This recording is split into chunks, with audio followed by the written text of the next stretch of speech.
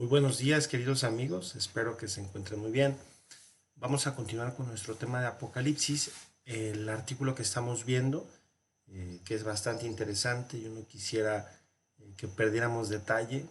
Este artículo ya no le queda tanto en cuanto al contenido, pero quisiera ver si es posible grabarlo en una sola sesión. En el caso de que no sea posible y que se alargue mucho la sesión, pues lo grabamos en dos. Pero estamos sobre este que son las bodas del Cordero. Vamos a continuar. Eh, bueno, quiero aclarar, ayer me decían que no se podía copiar un poco de texto y mandarlo al traductor. Efectivamente, el texto de este archivo PDF no es texto. O sea, para nosotros sí es texto, obviamente, pero no está con un formato OCR. Entonces no podemos copiarlo ni siquiera para convertirlo a Word. Sí, desafortunadamente tenemos esta limitación con este artículo. Pero bueno, pues en la medida también que yo pueda seguirles ayudando a traducirlo, lo haremos con mucho gusto. El punto 3, que es el que vamos a abordar, se llama el testimonio del amigo del esposo y el cuadro o el recuadro nupcial del cuarto evangelio. Hay que decir que el amigo del esposo es el llamado ninfagogo. Hay otro artículo que es precisamente solo sobre el ninfagogo.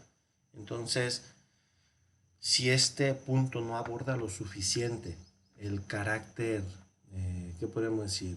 Pues especial que tiene el ninfagogo, ya lo veremos después. Primeramente Dios. Todavía nos quedan algunos días de trabajo, primero Dios. Bueno, a este punto hay otro elemento que surge en modo significativo. Habíamos visto ya cómo en Juan 1.29 y 1.36 el Bautista individua en Jesús o identifica incluso en Jesús al Cordero de Dios que quita el pecado del mundo. Ahora bien, esta identificación no es únicamente que lo identifique y ya, sino que viene acompañada de otra, unida a la primera.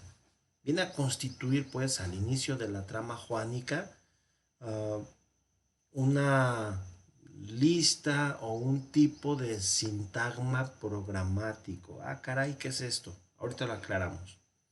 Y de llave o clave de interpretación para todo el texto. Un sintagma programático viene a ser el elemento que se va a desarrollar precisamente a lo largo de todo el texto, como si se tratara de un programa. He citado varias veces a Don Quijote porque precisamente me parece, bueno, me gusta aparte mucho el libro y aparecen allí diversos géneros literarios, ¿verdad? Pero bueno, el sintagma programático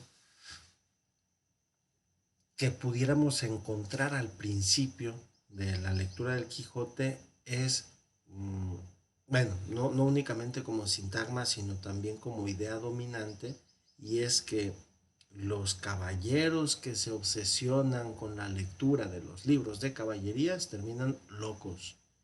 ¿Recuerdan ustedes cómo terminó loco Don Quijote? Pues por la lectura de un libro que se llama El Amadís de Gaula. Y eso lo trastornó, junto con sus desvelos y sabe cuántas cosas.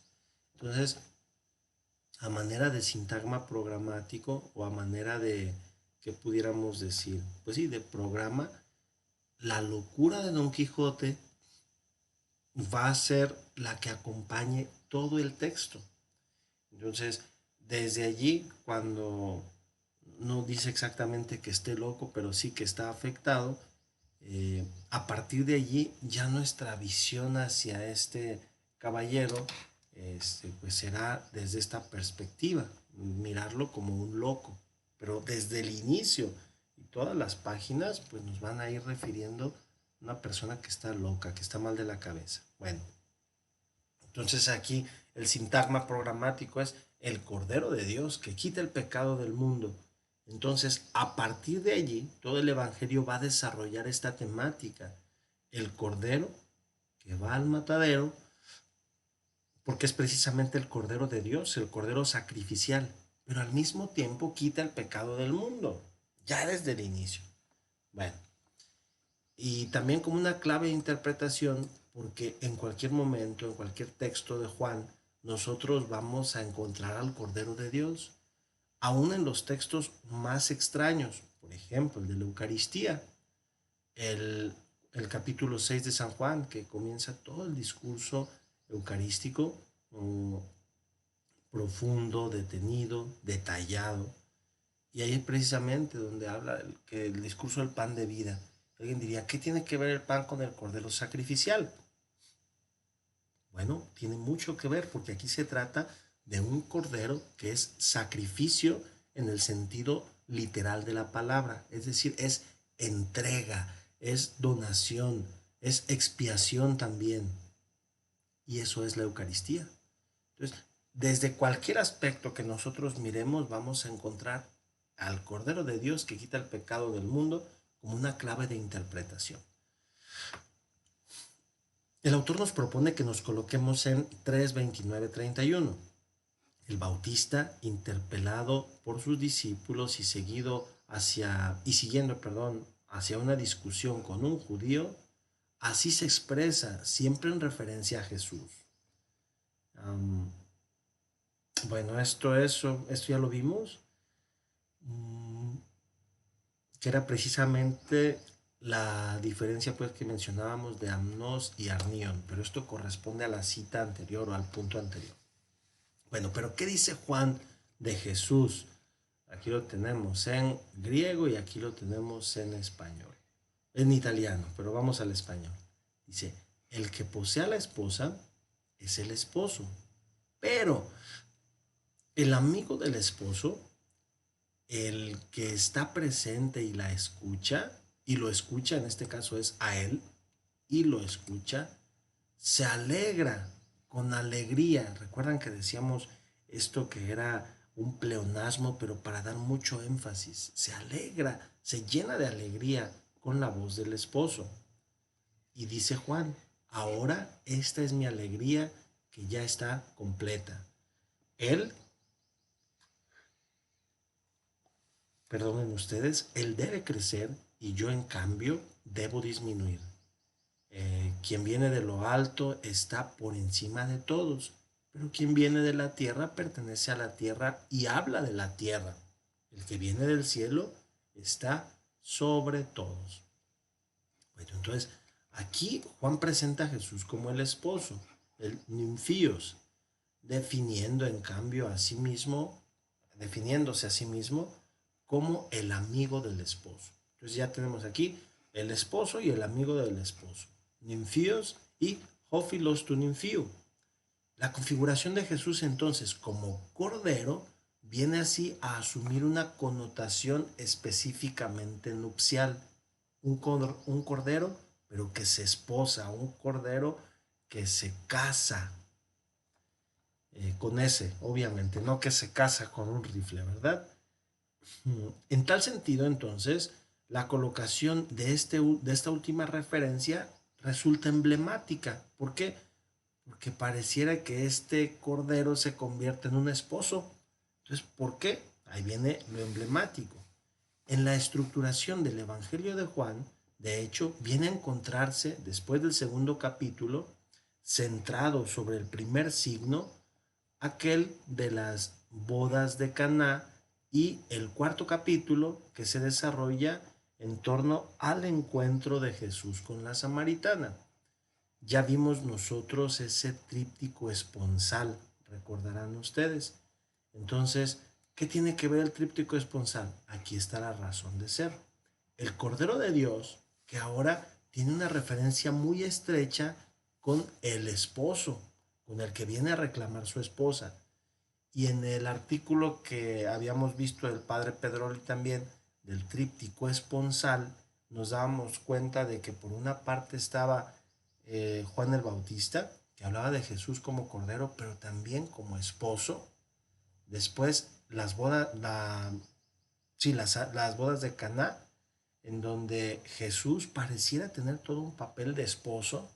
Y por último, la samaritana, en donde encuentra una relación también bastante interesante, ya no de profeta únicamente, sino más bien parecería de esposo, o al menos de novio que ya está muy cerca de ser esposo. Este tríptico esponsal lo encontramos en la literatura del Cuarto Evangelio. Y por eso es tan importante, porque de alguna manera nos señala, resalta que Jesús no se reduce únicamente a ser un cordero sacrificial, sino que al ser el cordero sacrificial y al quitar el pecado del mundo, tiene un trasfondo también esponsal con la que será sin duda su esposa, la iglesia.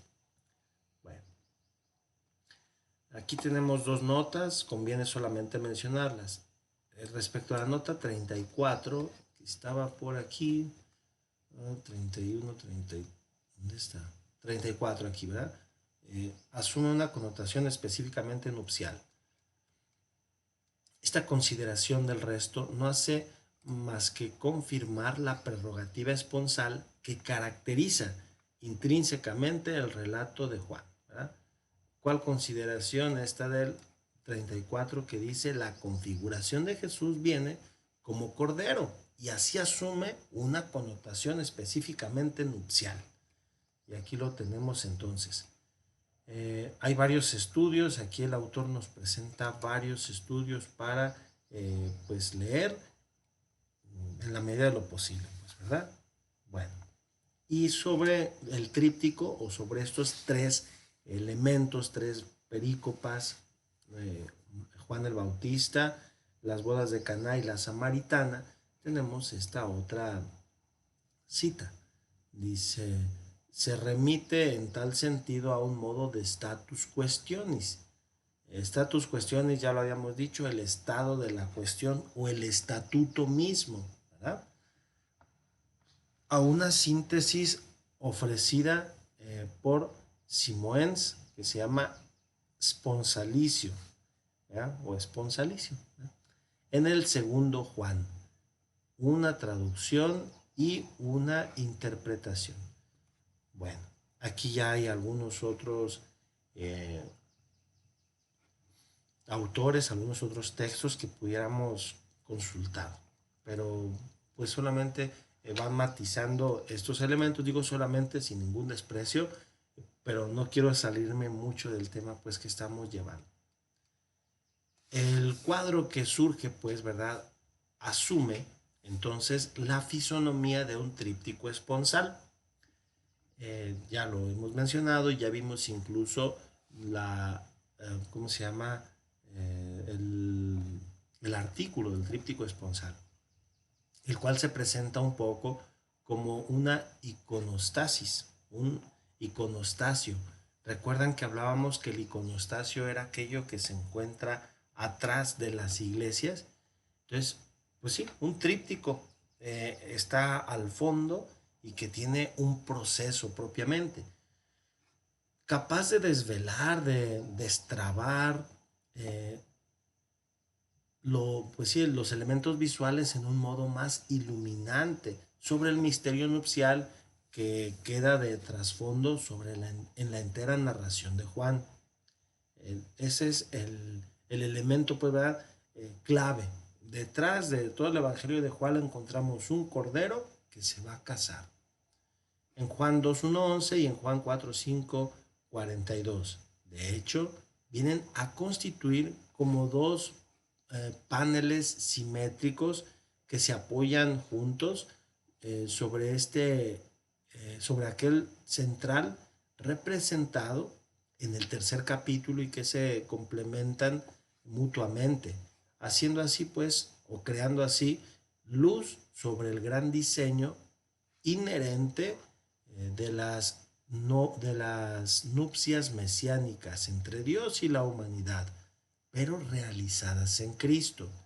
El proyecto de los profetas sin duda que era esto, particularmente en el libro de Oseas, nos vamos a dar cuenta de que Dios quiere hacer un pacto con la humanidad, de que lo ha intentado mucho tiempo Y digo de manera especial en Oseas porque Oseas pareciera ser el profeta del amor o del desamor, como queramos verlo, porque insiste tanto en que Dios busca a su pueblo, incluso esa frase que es tan fuerte, ¿verdad? Dice, tomaré a mi becerrita que se ha prostituido con otros dioses, y la llevaré al desierto.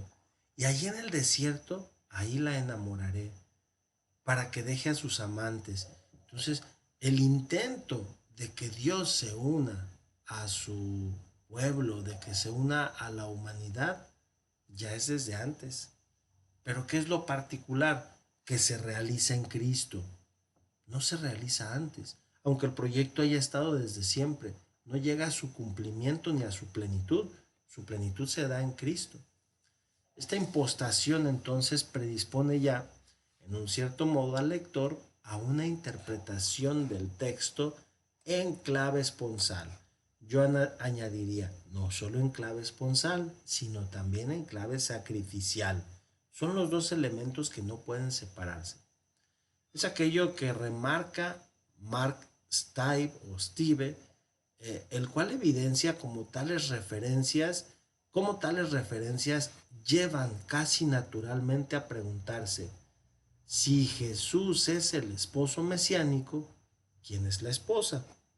Tenemos aquí dos notas, la 36 y la 37. Bueno, son sugerencias que nos hace aquí el autor para profundizar. Aquí ya nos dicen, para un análisis más detallado se remite a nuestra contribución el tríptico esponsal de Juan. Precisamente es el que ya habíamos mencionado, y no solo mencionado, sino el que ya hemos trabajado. Es propiamente pues con la comunidad de fe, de hecho, que el Señor quiere crear una relación, una liga, o un vínculo, perdón, no una liga. Esta palabra liga es muy moderna, pero más bien es un vínculo familiar, nuevo y auténtico. Para el pueblo, entonces es verdaderamente o está verdaderamente alcanzado el momento en el cual se puede conocer en profundidad a su Señor, y se puede entonces instaurar con Él una relación única e indisoluble, como una esposa que se une a su esposo. Este es el trasfondo. ¿Por qué? Pues porque es una lectura de un evangelio. Hay que decir que el género literario evangelio viene, pues ya lo conocemos, del griego eu, que significa feliz, bueno, y angelion, que significa mensaje. Entonces el evangelion es el buen mensaje, la buena noticia, el buen anuncio. Y si se trata de un buen anuncio, no es como otra literatura que se lee en partes. Un libro que se lea en partes, pues está destinado a eso, a tener segmentos, a tener escenas, a tener tramas, etcétera, etcétera, y a ser muy extenso. El Evangelio no tiene que ser tan extenso. ¿Por qué? Porque nos está hablando de una noticia de salvación. Entonces, entre más breve y concreto sea, pues mejor. ¿Por qué? Porque nos ayuda a leerlo rápidamente. Entonces, este punto me parece a mí muy importante. ¿Dónde estamos? Ya me perdí.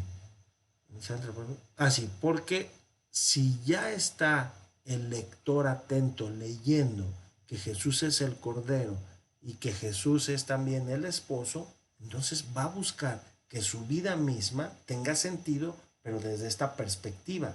El Evangelio no es únicamente para admirar y decir, qué bonito escribió San Juan, no, sino para hacerlo concreto a la vida, actualizarlo, ponerlo en práctica. Es entonces entonces se cumple en Cristo, el cual así puede finalmente inaugurar las bodas mesiánicas que tanto se han prefigurado y esperado. En los versículos 28 y 36 del capítulo 19, Juan interpreta el golpe de la lanza que desgarra el costado de Cristo, como el cumplimiento de la Escritura. ¿Recuerdan ustedes? Bueno, aunque no lo recordemos, pero vamos a leer ese texto, que es Juan 28 y 36. Juan 28 y 36, aquí lo tenemos. El Evangelio de San Juan 19, 28, ¿verdad? Dice, después, sabiendo que todo había terminado, para que se cumpliese la escritura, Jesús dijo, tengo sed. Dice, para que se cumpliese la escritura. Entonces, con este elemento ya se está cumpliendo la escritura, pero el elemento con el que se termina, por así decirlo, el cumplimiento, es en el 36. Esto sucedió de modo que se cumpliera la escritura, no le quebrará ningún hueso. En el verso anterior dice, entonces va a ser más atrás. Bueno, vamos poniendo toda esta Biblia, todo en español solamente, ¿verdad? En el 26,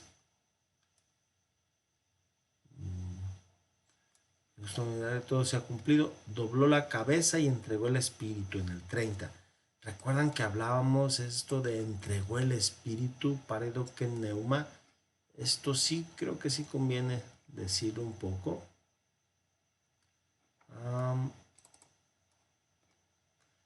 Jesús tomó el vinagre, todo se ha cumplido, dobló la cabeza y entregó el espíritu. Paredo que neuma. Paredo que es auristo. Ahí lo tenemos, indicativo, auristo activo. Es una acción pasada, ya se terminó. Entregó, ¿qué entregó? El espíritu. Entonces, esto sería como un signo para resaltar muy bien que es precisamente el momento en el que entrega el Espíritu Santo. Bueno, si continuáramos por aquí nos salimos del tema, pero vamos al punto que nos toca. Para los cadáveres se les quebrasen las piernas, los descolgasen. 32. Fueron los soldados que quebraron las piernas a los dos crucificados con él. A él no le quebraron las piernas porque ya estaba muerto. Entonces, aquí va a ser, sino que un soldado le abrió el costado de una lanzada. Al punto brotó sangre y agua. ¿Verdad? Bueno,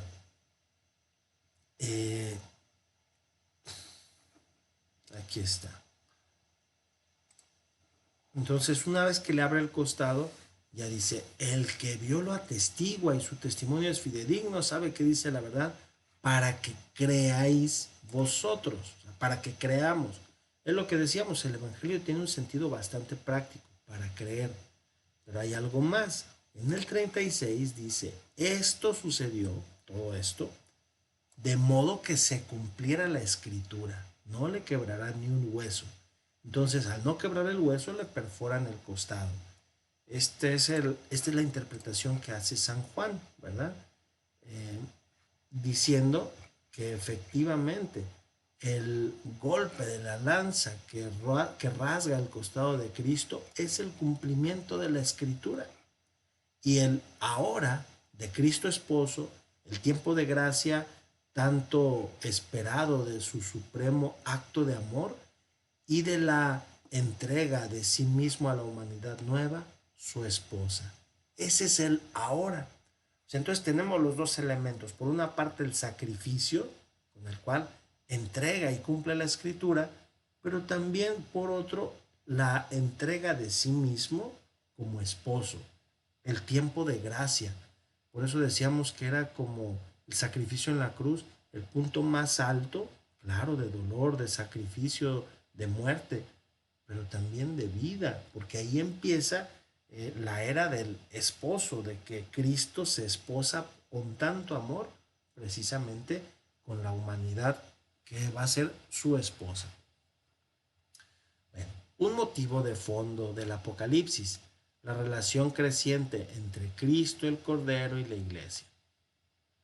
Si el autor del cuarto evangelio mira con particular atención y simpatía la relación entre el hombre y la mujer, tanto que la considera en un contexto privilegiado, capaz de expresar la fuerza y la potencialidad eh, presente en la relación de Cristo y de la iglesia. Eso hace el autor del cuarto evangelio. Por su parte, el Apocalipsis se pone en perfecta continuidad con este procedimiento y se detiene todavía más profundamente en el horizonte del amor, pero del amor nupcial, del amor conyugal, del amor, dice, de copia, de esposos. Un modo que describe el crecimiento del dicho, de la dicha relación, pero en esta perspectiva de su madurez y de su realización escatológica. El cuarto evangelio entonces llega a esta posibilidad, a ese momento alto, relación de Cristo y con su iglesia. Y el Apocalipsis pareciera continuar esta bella relación de Cristo y con su iglesia, pero madurando. Para quienes somos sacerdotes, podríamos decir que la vocación sacerdotal comenzó en un punto muy específico, con mucha ingenuidad. Más de alguno decía, qué suave celebrar la Santa Misa, sentarse a confesar, ayudar a las personas, visitar enfermos. Y es cierto, sí es maravilloso. Pero a veces, digo, en esa ingenuidad, a más de alguno le pasó que, pues bueno, pensaba o se miraba incansable. Pero ¿qué sucede? Que a veces cuando le llaman a uno en la madrugada para levantarse a ver a algún enfermo, pues da cansancio, en muchas ocasiones es pesado y lo hace uno con gusto, pero humanamente se experimenta ya no esa ingenuidad que se tenía al inicio, sino se va madurando en la vocación. De tal manera que se ama más a Dios, se ama más la vocación, pero ahora de una manera más realista. ¿Por qué ponía este caso? Porque van a decir, ¿y usted qué experiencia tiene en matrimonios? Pero es eh, análogamente lo mismo. Cuando dos jóvenes se casan, tienen muchas ilusiones, tienen muchas expectativas, tienen metas muy altas, pero muchas de ellas quizá también ingenuas. Y con el paso del tiempo las van madurando. Y qué maravilloso es, por ejemplo, que aquellos dos jóvenes lleguen a ser después dos ancianitos que se quieran mucho, que se traten bien, que ya superaron el amor, a lo mejor estrictamente hablando físico, esa atracción que en su momento había, ya la superaron y ahora llegan a un amor tan profundo espiritual que aunque el físico ya no sea hermoso, que aunque estén llenos de enfermedades, se quieren, se cuidan, se protegen. Esa es la auténtica madurez, porque es un amor realista. Entonces, en este sentido, sí conviene decir que la ilusión que se tenía en el Evangelio de Juan, de, ese, de esa entrega de Cristo con su esposa a la humanidad, viene a complementarse, viene a madurar, viene a plenificarse, viene a hacerse real. Precisamente en el Apocalipsis alcanza su punto más alto de madurez, pero también de realización escatológica. ¿Por qué escatológica? Ya conocemos la palabrita. Porque se trata de final, de las bodas finales, definitivas, de las que planificarán pues tanto al esposo como a su esposa la iglesia. En tal sentido entonces surge como la relación de amor entre Cristo surge como la relación de amor entre Cristo y la iglesia una voluntad de instaurarse en algo, no sé qué sea, para no echar mentira, vamos a revisar.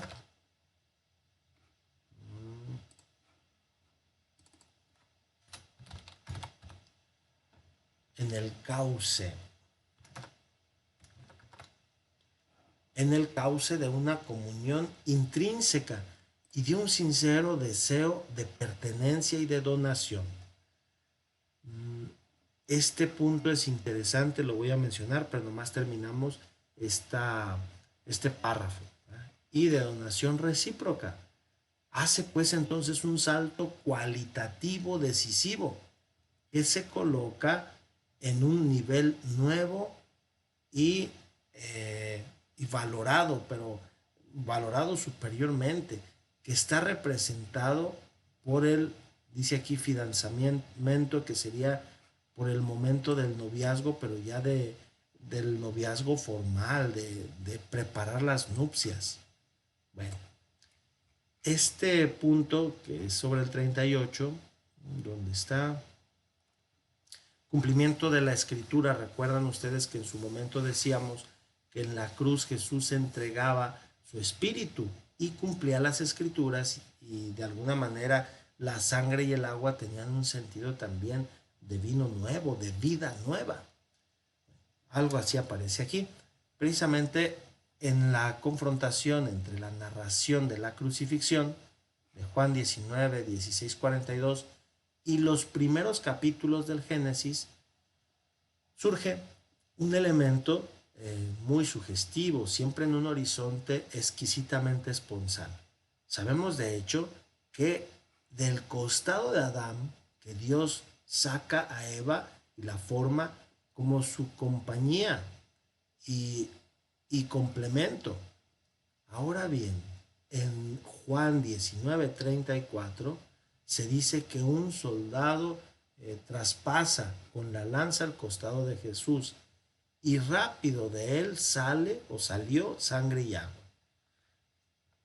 Aquella sangre y aquella agua de la que se tomará vida y alimento a la iglesia como esposa de Cristo.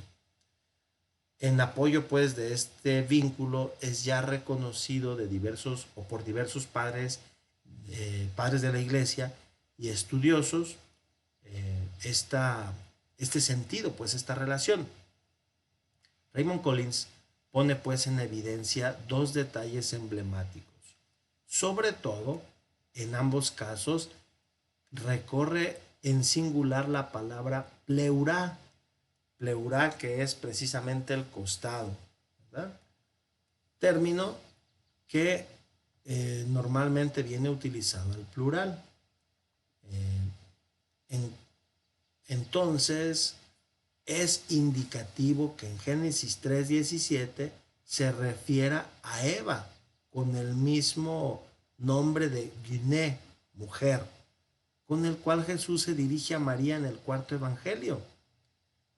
Es entonces dice aquí sintomático, pues es entonces claro que esto viene también en la escena del Gólgota, en el acto en el cual el Señor le confía en calidad de madre la iglesia, su esposa. Hay que recordar que María en la cruz representa precisamente la esposa de Cristo, porque no le dice madre, sino mujer. En ese sentido podemos interpretar como la ley del levirato que en su momento decíamos, el esposo que ya está por partir, que deja encomendada a su esposa a la iglesia.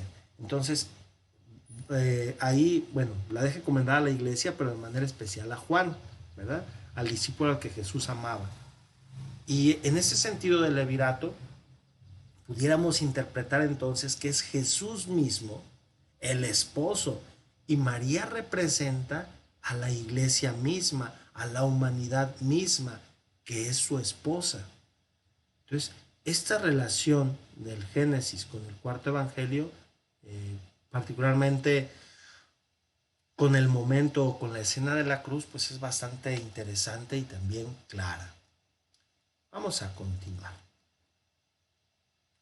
Este pasaje y esta nueva condición vienen testimoniados o vienen testificados y presentados en una, ¿cómo decir?, risalto, al relevar o al resaltar de una particular secuencia lingüística adoptada por el autor.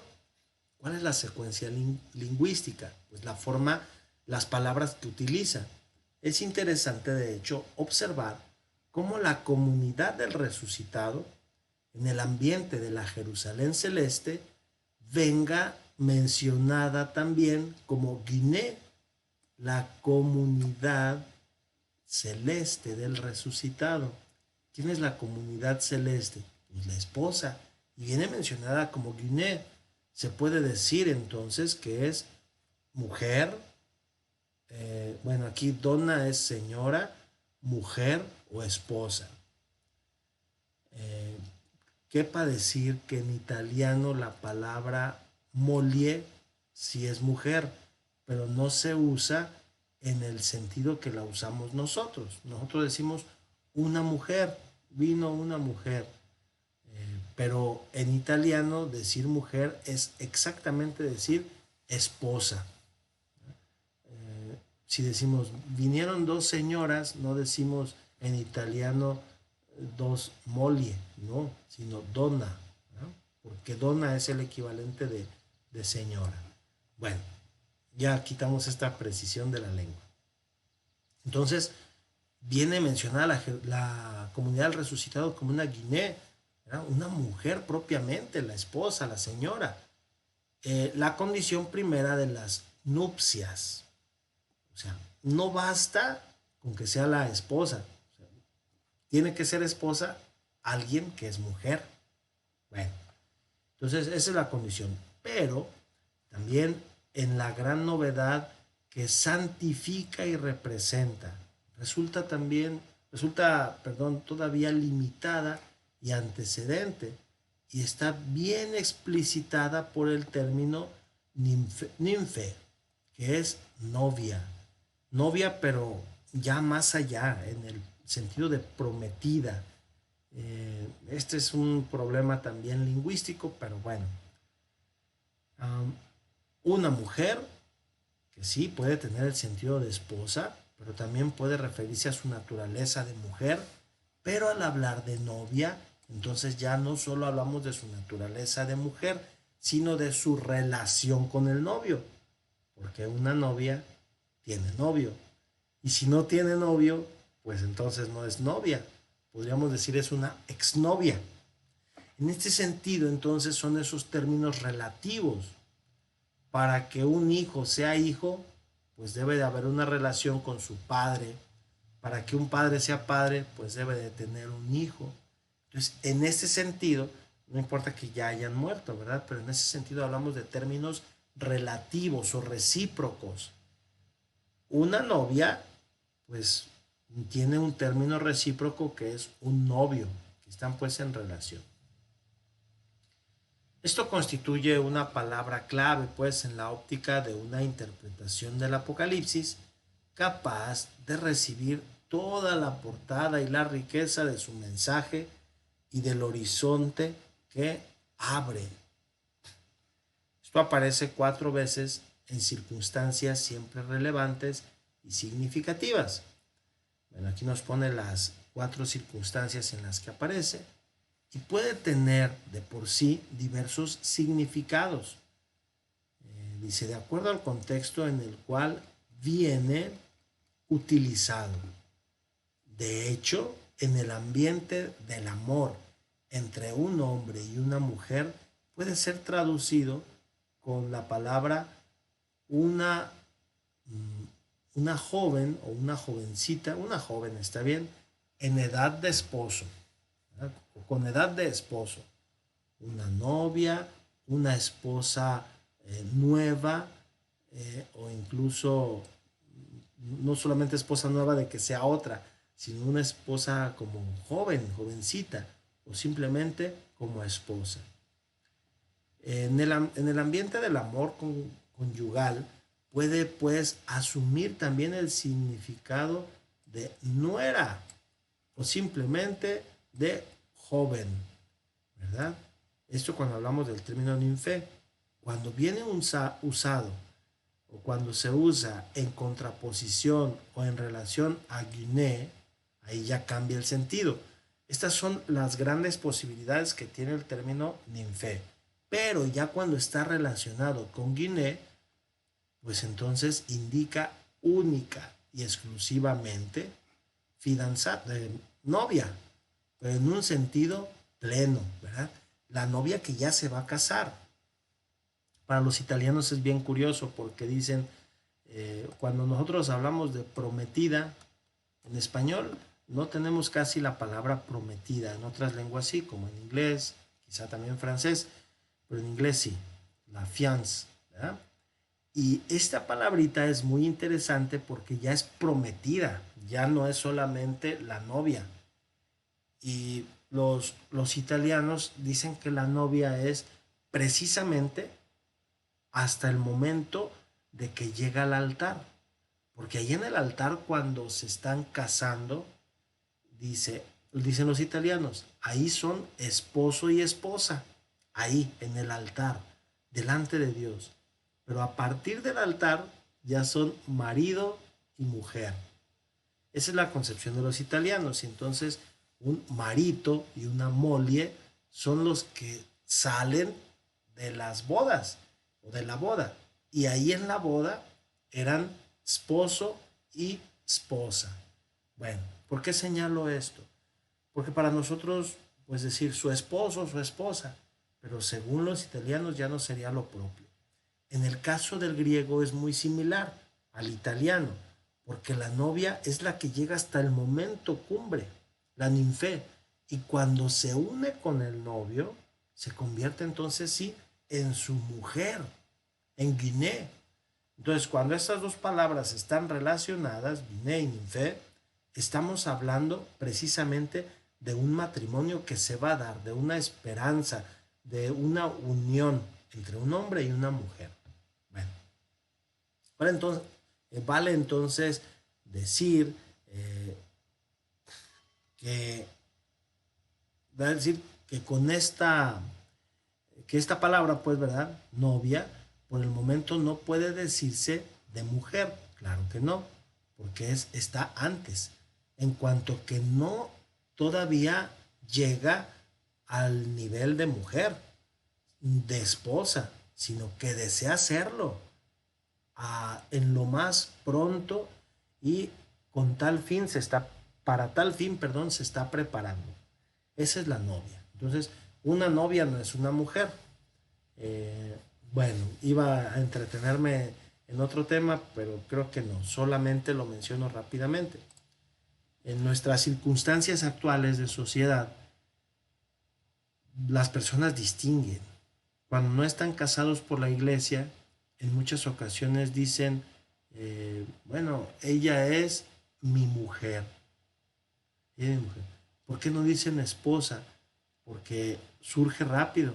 Es que no estamos casados por la iglesia ni por lo civil. Entonces, esposa, pues al menos en nuestra cultura, refleja que hay o que hubo ya un sacramento, de que ya se delante de Dios profesaban ese sacramento. Cuando en algunos casos todavía ni siquiera la unión al civil o incluso no dice es mi mujer, se suele decir mi compañera, y ya parecería que la cosa se aclara para decir, no, pues es que solamente vivimos juntos o solamente estamos unidos. Muchas palabras para expresar que falta el sacramento. Entonces, en griego o en el Apocalipsis vamos a encontrar esta dimensión. La novia está a punto de ser la esposa, pero todavía no es la esposa. Bueno, aquí dejamos el punto número 4 y vamos a continuar con el punto número 5. Esta palabra ya la había buscado y ya se me volvió a olvidar. Solie.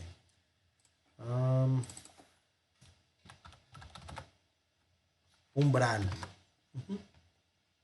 Entonces sería en los umbrales de la dimensión esponsal. Cuando el amor de la novia crece incluso hasta corresponder sobre el mismo plano y con la misma intensidad que el del novio, de Cristo Cordero, se alcanza entonces o se llega entonces a los umbrales del segundo nivel de esta relación. ¿Cuál es el segundo nivel? Pues aquel nivel óptimo, definitivo, que será constituido por la dimensión esponsal. Es decir, mientras son novios, se aceptan ciertas cosas, inmadureces, incluso que se dejen como novios, aunque ya no sería lo ideal si ya se van a casar, pero se aceptaría, se toleraría. Incluso nuestras expresiones son mejor a tiempo, y pues se acepta, ¿verdad? Que una novia o un novio ya estén a punto de casarse y de pronto por alguna razón no lo hacen y se separan. Pero ya de esposos no. Este es el amor comprometido, este es el amor definitivo. Cuando se separan los esposos, por la razón que sea, viene entonces la ayuda matrimonial, viene entonces incluso la búsqueda para que regresen mutuamente, para que se vuelvan a unir. ¿Y por qué? Porque se supone que con el amor esponsal, que con el amor de esposos, ya sellaron un pacto, ya están en un nivel más alto. Ya no es solamente un deseo, un gusto, una atracción, sino que están en un nivel mucho más alto del amor. En el desarrollo del Apocalipsis, el momento del ingreso explícito en el contexto del simbolismo nupcial, que ya está preparado del resto y esperado desde el inicio, viene descrito en un modo sugestivo y dice, uh, ¿cómo decir esta palabra? Inclusivo e inclusivo o incluyente en la doxología del capítulo 19. Este capítulo 19 que es precisamente la alegría de las bodas del Cordero. En este capítulo se muestra toda la atención de la mujer que quiere absolutamente convertirse en la esposa de su amado y que por esto se prepara en lo mejor o al máximo y hace de todo para realizar lo más rápidamente su deseo. Resulta particularmente significativo en tal sentido la segunda parte de la doxología, que se encuentra en los versículos 7 y 8. Esta es la doxología, ¿verdad? Cuando hablamos de doxología, entendemos glorificación. Pues esta es la glorificación que hacemos o que se hace, pues, ¿verdad? De Dios, evidentemente.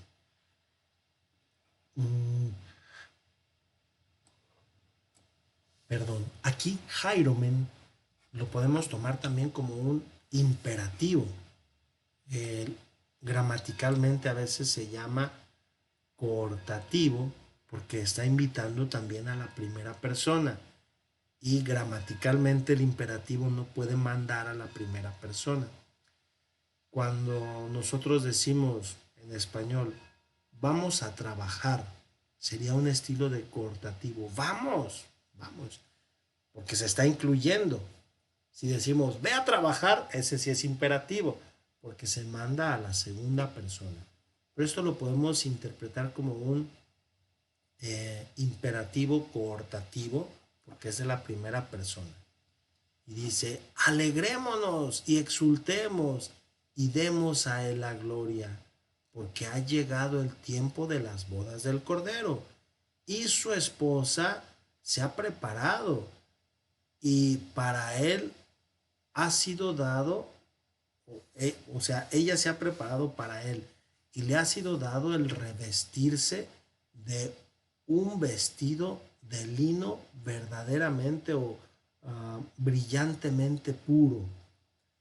El, los, el vestido de lino, perdón, de hecho, son las obras justas de los santos. Entonces, las obras justas de los santos que constituyen precisamente este vestido de lino puro, de lino maravilloso. ¿Y para quién? Precisamente para la que será la esposa del Cordero. Así es como se mira, está por, como se mira, perdón, está por llegar el tiempo de la fiesta nupcial de Cristo Cordero, en cuanto la novia, que como quizá ya lo sabemos, es la esposa de quien parla el texto. Esto cuando dice y su esposa, porque era antes la novia y ahora es la esposa que ya se está casando, y aquí lo tenemos, entonces son Jocamos, ya está hablando del cordero pero como esposo, y aquí ya está hablando de ella como esposa, Heguné, porque ya está en otro nivel de amor, ya no es solamente el noviazgo, sino de esposos.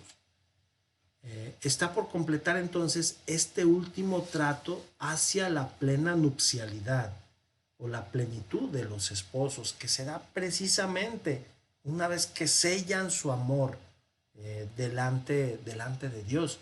O sea, acá es Dios mismo el que se está casando, pues entonces es un pacto sagrado, pero en el nivel más alto. Ya no solo un amor sin compromiso, sino un compromiso de amor. Por este motivo, tal pasaje viene expresado con la imagen esponsalicia, del esponsalicio, perdón, la imagen del esponsalicio. Y también, como se ha prometido, como el prometido esposo es Cristo, aquello que significa que la novia ha alcanzado el mismo nivel de su amor. Recuerdan ustedes que en otro de los artículos, me parece que era el primero, los dos esposos, decíamos que precisamente para que Cristo, que está en un plano divino, porque es el esposo, quiera casarse con la humanidad, o en este caso con esta mujer que es su esposa, pues tiene que elevarla a este nivel tan alto y tan divino. Yo lo mencionaba en otro momento cuando decíamos que la, aunque el ser humano está creado a imagen y semejanza de Dios, no es divino, pero en Jesús el ser humano entra en la divinidad, porque Dios lo eleva, así como Dios ha elevado precisamente a su esposa para alcanzar este nivel, o a su novia para alcanzar este nivel tan alto del amor, y entonces sí, para que se puedan unir, si queremos decir, los iguales en el auténtico amor.